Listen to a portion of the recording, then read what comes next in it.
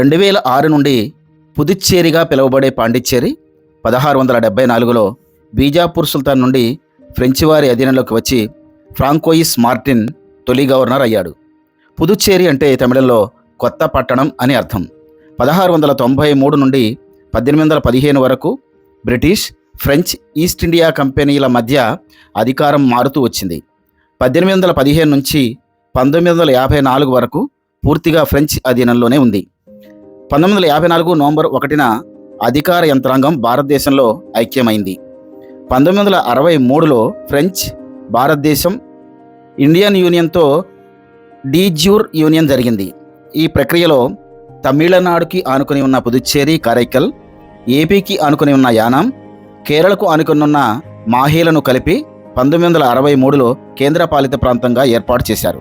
ఫ్రెంచి పాలనలోనే ఉన్న పశ్చిమ బెంగాల్లోని చంద్రనగర్ మాత్రం 1952లోనే ప్రజాభిప్రాయ సేకరణ ద్వారా పశ్చిమ బెంగాల్లో విలీనమైంది.